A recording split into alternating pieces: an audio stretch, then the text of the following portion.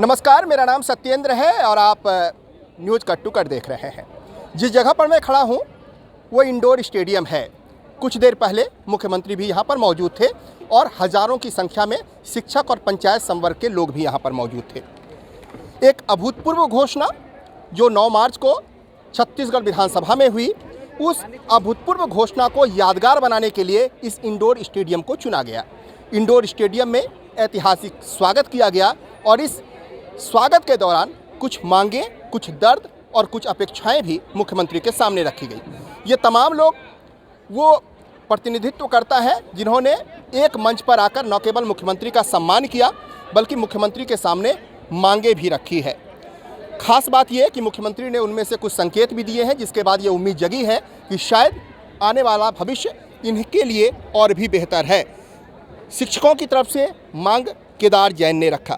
Sir, आप लोगों ने क्या मांग रखी? और सबसे पहले तो ये बताइए कि जब मुख्यमंत्री आए, आप लोगों की उम्मीदें काफ़ी सारी चीज़ें से जुड़ी होगी, तो आज जब मुख्यमंत्री आए तो आज अब जब आप लोग यहाँ से लौट कर जा रहे हैं तो क्या कुछ आप लोगों के मन में है, क्या भाव है, क्या लग रहा है जिस उद्देश्य से ये शिक्षक जो पंचायत संवर्ग के लोग आए थे उनकी मांगें पूरी हुई है?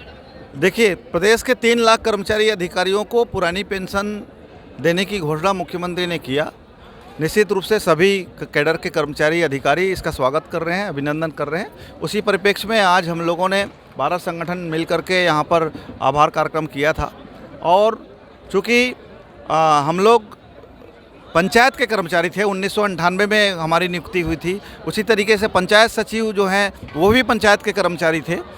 तो इनको कुछ संशय है कि भाई इनको पुरानी पेंशन का लाभ चूँकि पुरानी सेवा के आधार पर मिलेगा कि नहीं मिलेगा, उन बातों को भी हमने माननीय मुख्यमंत्री के समक्ष रखा। और माननीय मुख्यमंत्री जी ने जो संकेत दिए हैं उसके आधार पर हम पूरी तरह से आश्वस्त हैं कि एक कमेटी बनाई जाएगी और प्रथम नियुक्ति तिथि चाहे 98 हो, 2005 हो, 6 हो, उस तिथि से पुरानी पेंशन का लाभ प्रदेश के शिक्षकों को, चाहे पंचायत सचिव की बात करें, उनको मिलेगा। उसके अलावा जो मांगे हैं जिसका ज्ञापन माननीय मुख्यमंत्री को दिया गया और मैं स्वयं माननीय मुख्यमंत्री से आग्रह किया हूं कि उक्त मांगों पर भी विचार करें, उसके लिए भी उन्होंने आश्वस्त किया है, मार्क किया है। सीएस की अध्यक्षता में कमेटी बनेगी और उस पर निर्णय लिया जाएगा। जैसे कि वो मांगे हैं अनुकंपा नियुक्ति पीड़ित जो पंचायत के परिजन थे, पंचायत शिक्षकों के, उनको अनुकंपा नियुक्ति के लिए, तो उन्होंने भूपेश बघेल जी ने मुझे कहा है कि यार केदार, नियम नहीं है, फिर भी मैं इस पे विचार करूंगा, अधिकारियों को बोलूँगा कुछ रास्ता निकाले। उसके अलावा प्रधान पाठक पदोन्नति में स्टे लगा हुआ है, उसकी बाध्यता को, उस गतिरोध को भी दूर कराने के लिए मैंने आग्रह किया है। तो उन्होंने कहा है कि अधिकारियों को इसके लिए निर्देश दिया जाएगा, सरकार की तरफ से अपना पक्ष रखेंगे हाई कोर्ट में। उसके अलावा स्थानांतरित शिक्षकों की वरिष्ठता की बात थी, उसको भी रखा गया है। उसके अलावा जो व्यायाम शिक्षक हैं, चाहे व्याख्याता हैं, जिनकी पदोन्नति का कोई मार्ग ही नहीं बना है आज तक, तो उनकी पदोन्नति के लिए भी ज्ञापन में उल्लेखित है।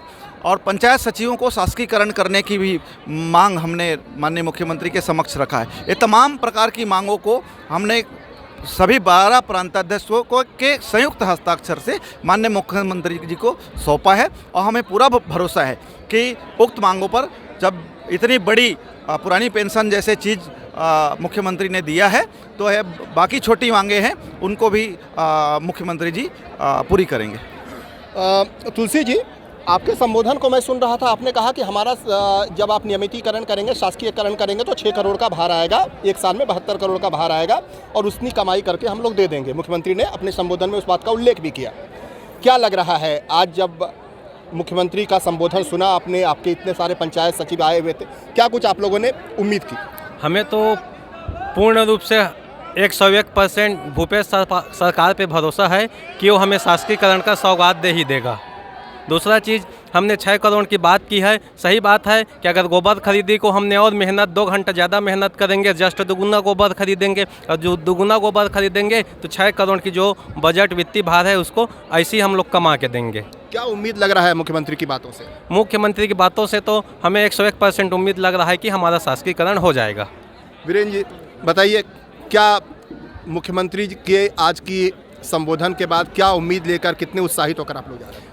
9 मार्च को ऐतिहासिक घोषणा के बाद आज एक ऐतिहासिक सम्मेलन प्रदेश के समस्त जो है शिक्षक संवर्ग और पंचायत सचिव संघ ने मिलकर किया है। और निश्चित रूप से मान के चलिए, जिस तरीके से माननीय मुख्यमंत्री जी का उद्बोधन था, उसमें बहुत सारे उन्होंने डायरेक्ट इनडायरेक्ट रूप से संकेत दिए हैं। और चूँकि हम उनके बगल में बैठे थे तो कुछ चर्चा भी किए हैं, और हमने जो है महंगाई भत्ता की बात भी की है, वेतन विसंगति की बात भी की है। लेकिन सबसे बड़ा हमारा आज का जो कार्यक्रम का मुख्य उद्देश्य यही था कि पुरानी पेंशन जो बुढ़ापे का सहारा है, उसकी कल्पना हमने नहीं की थी इतना जल्दी मिलेगा करके।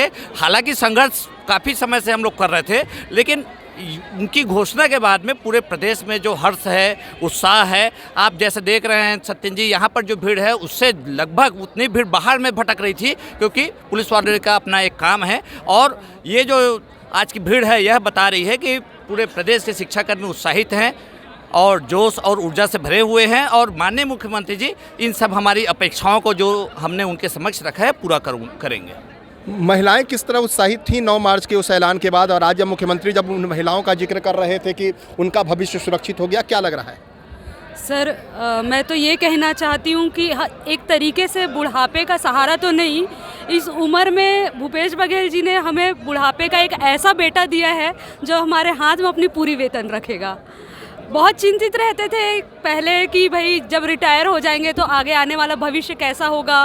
अब कई बार ऐसा होता था फैमिली में, जिन लोग रिटायर होते थे तो हम देखते थे कि उन लोग अपने जो ग्रेजुएटी वगैरह का पैसा है उसको काफ़ी अपनी शौक की चीज़ों में खर्च करते थे। तो हम तो सोचते थे भाई हम ये सब कर ही नहीं पाएंगे, क्योंकि हमको इसको क्या करना पड़ेगा, फ्रीज करके रखना पड़ेगा, जिससे हमको उसका जो है वो ब्याज मिल सके और हम आगे आने वाले समय को लिए कुछ कर पाएंगे, है ना। आजकल खाने से ज़्यादा तो दवा की ज़रूरत हो जाती है बुढ़ापे में, तो एक बहुत बड़ा सहारा मिला हम लोगों को।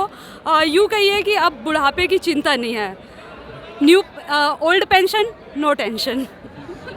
विवेक जी, आप लोग के तो टीम में पूरे युवा हैं, जाहिर सी बात है कि पुरानी पेंशन का सबसे ज़्यादा फायदा आपकी टीम को मिलेगा। किस तरह से इस पूरे सम्मेलन को आप लोग देख रहे हैं और मुख्यमंत्री की सौगात को किस तरह से ले रहे हैं, और प्रथम नियुक्ति से जो गणना की जो बार बार बात की जाती है उसके संदर्भ में क्या कहेंगे? देखिए, सबसे पहले तो चेहरे खुद बताते हैं। जो चेहरे थे, जो आपने देखा होगा, भीड़ देखी होगी, इतना भीड़ हो जाना इस स्टेडियम में। स्टेडियम अपने आप में बहुत पर्याप्त जगह रखता है। इस रायपुर का कहेंगे तो कुछ जो बने हुए फिक्स जगह है उसमें स्टेडियम सबसे बड़ी जगह है, क्योंकि बाकी तो डोम बनाना पड़ता है। तो जहाँ सर्व सुविधा युक्त स्टेडियम है वहाँ पर यदि महिला नारी शक्तियों को हमारे ज़मीन पर बैठना पड़ा और उन्होंने उत्साह में बैठा और खुश दिखे चेहरे से, तो वो बताते हैं कि कितनी खुशी है और कितना बड़ा और कितना बढ़िया कार्यक्रम था हमारा। आपने मुख्यमंत्री जी का उद्बोधन भी सुना, वो गदगद रहे। तो ये कार्यक्रम पूरी तरह सफल है। कार्यक्रम सफल क्यों हुआ? क्योंकि कर्मचारी को जो मिला उसके लिए वो खुश है, और जो चाहता है उसके लिए वो पूरी ताकत लगाकर बात रखना चाहता था। हमने केवल यहाँ पर पुरानी पेंशन बहाली के लिए धन्यवाद नहीं दिया, हमने उन समस्याओं को भी रखा जिसके चलते आज हमारे साथी परेशान हैं। मैं आपके माध्यम से बताना चाहता हूँ कि जो प्रतिवेदन पढ़ा गया, उस प्रतिवेदन के अलावा प्रतिवेदन दिया भी गया है, जिसमें माननीय मुख्यमंत्री जी ने सीएस को इंगित भी किया। उन्होंने कहा भी मंच से कि हमने सीएस को दे दिया है। लगभग 10 ऐसे मांग हैं जो बहुत संवेदनशील हैं, जिसमें ट्रांसफ़र का भी मांग है, डीए का भी मांग है, ट्रांसफ़र तो है, वेतन विसंगति जो है सहायक शिक्षकों की वो है, अनुकंपा नियुक्ति का मांग है, ठीक है, पूर्व सेवा अवधि की गणना है जो प्रमुख मांग है। पूर्व सेवा की अवधि की गणना के लिए क्यों जोर दिया जा रहा है मैं उसको बताता हूँ। हर व्यक्ति की सर अपनी एक समस्या होती है। जैसे मान लीजिए मेरा ट्रांसफ़र नहीं हुआ है तो मेरे लिए ये रहेगा कि ट्रांसफ़र बस हो जाए, भले सिविलियन ना मिले, वो उसके लिए इम्पॉर्टेंट है। कोई साथी ऐसा होगा जो अभी तत्कालिक रूप से आर्थिक संकट में जूझ रहा होगा, तो उसके लिए आता है कि भले पुरानी पेंशन 1 साल बाद मिल जाता, मेरा तो अभी कैरियर बचा हुआ, मुझे अभी डीए मिल जाता, ये उसकी मांग है। तो जब हम ग्रुप के तौर पे काम करते हैं, समग्र रूप से काम करते हैं, तो अलग अलग समस्याएं अलग अलग साथियों के लिए, उसके लिए व्यक्तिगत रूप से क्रम बदल जाता है। लेकिन जब संगठन किसी चीज़ को सोचता है, चूँकि 12 संगठन थे यहाँ पे, तो उन्होंने तय किया कि ऐसा कौन सा मांग है जिसको पहले नंबर पर रखा जाए, जिससे सबकी समस्या का वो निराकरण हो और सबको लाभ हो। तो वो था पूर्व सेवा अवधि गणना। इसको अगर किया जाता है तो जिसकी नियुक्ति 2016 में हुई उसको भी लाभ होगा, भाई उसको 4 साल का लाभ होगा, तो उसकी सेवा भी तो बहुत अधिक बची है। पता नहीं, मुझे तो आज तक ये कैलकुलेशन ही समझ में नहीं आ पाया कि आदमी ये कैलकुलेशन कैसे कर लेता है कि 1998 वाले ज़्यादा फायदा होगा, 2016 वाले कम फायदा होगा। भाई आप ये भी तो देखिए कि 1998 वाला 4 साल बाद रिटायर होने वाला है और आप अभी 30 साल नौकरी करेंगे, 3 वेतन मान लेंगे। तो जिस दिन आदमी इस कैलकुलेशन को सही तरीके से कर लेगा ना, मुझे लगता है कि उसकी समस्या का आधा निराकरण तो ऐसे ही हो जाएगा। आप उन लोगों के बारे में सोचिए। मैं तो आपके माध्यम से, मैंने कल कोरबा में भी इस बात को कहा था, कोटि कोटि प्रणाम करता हूं उन लोगों को जिन्होंने 1998 से इस जंग को शुरू किया था। सोच के देखिए सर, जब बड़ा कारवा होता है तो कोई भी काम किया जा सकता है। जब चंद लोग रहे होंगे, चंद पैसे रहे होंगे, 500 रुपये जब तनख्वाह मिलता था, तो आंदोलन के लिए आप कैसे व्यवस्था करोगे? महंगाई तो उस समय भी थी ना, कम ज़्यादा हो सकती है लेकिन थी ना। उस समय उन्होंने संघर्ष चालू किया। जब आप कम रहोगे तो आपकी बात भी नहीं सुनी जाती। उन लोगों ने हमें यहाँ तक पहुँचाया, उनके संघर्ष को हम नमन करते हैं और हमारा काम है कि उस जज्बे से सीखकर हम उस चीज़ को आगे पहुंचाएं। बाद में इतिहास फैसला करता है कि वो गलत था, ये गलत था। आजकल ये ट्रेंड चल रहा है कि बाद में उसका तय किया जाता है कि गांधी जी सही थे कि पटेल जी सही थे। उस समय हर व्यक्ति जो डिसीजन लेता है, मेरे हिसाब से वो बेस्ट ही सोचता है जो लीडर होता है। कोई ये नहीं चाहता कि उसका सिविलियन बाद में हो, कोई ये नहीं चाहता कि उसको कुछ मत मिले क्योंकि उसके ऊपर कलंक लगेगा। तो समय के हिसाब से लोगों ने सही फैसला लिया था। हमको भी ये सौगात मिली और हमको सबसे ज़्यादा लाभ हुआ है, इसलिए हम सब ज़्यादा प्रफुल्लित हैं। और हमने कोशिश की कि जो हमारे दिग्गज साथी हैं उनके साथ हम कंधे से कंधा मिलाकर चलें और नए साथी इस बात का भी भरोसा दिलाते हैं कि जो समस्याएँ बची हुई है उसके लिए हमारे पैर थमेंगे नहीं। हम में जोश है, हम में उत्साह है, हमारे पास नई सोच है और इस सारी चीज़ों के जरिए हम आगे बढ़ेंगे और जो भी समस्याएं हैं उसका निराकरण करने की दिशा में पहल करेंगे। जितेंद्र जी, आप मीडिया देखते हैं जी। जब कार्यक्रम शुरू नहीं हुआ था और हम यहाँ पे आए नहीं थे, हम लोगों ने एक खबर लगाई कि स्टेडियम खचाखच भरा हुआ है। हमने इनसे पूछा था, विवेक जी से, कि आप ये बताइए कि क्या आ गए हैं लोग? तो इन्होंने कहा हाँ, काफ़ी ज़्यादा भीड़ आ गई है। जैसे ही हमने खबर लगाई, लोगों ने हुटिंग शुरू कर दी। क्योंकि शिक्षकों का ऐसा भी कार्यक्रम बिना हुटिंग के खत्म नहीं होता। उन्होंने तुरंत खाली कुर्सियों का फोटो डालना शुरू किया मेरी खबर के नीचे कि ये है असली चीज़। आप लोगों ने जो उम्मीद की थी, जितनी भीड़ की उम्मीद की थी, मेरा कहने का तात्पर्य सिर्फ यही है कि आप लोगों ने जो उम्मीद की थी कि इतने सारे कर्मचारी आएंगे, इतने सारे शिक्षक आएंगे, क्या आप लोगों की उम्मीद के मुताबिक कर्मचारी स्वस्फूर्त आकर आए थे? बिल्कुल सर, आप देख रहे हैं कि जो आलोचना लोगों के द्वारा की जाती रही है, मैं उसको आलोचना नहीं बोलता बल्कि निंदा बोलता हूँ। आलोचना वो होती है जो अच्छा को अच्छा कहे, बुरे को बुरा कहे।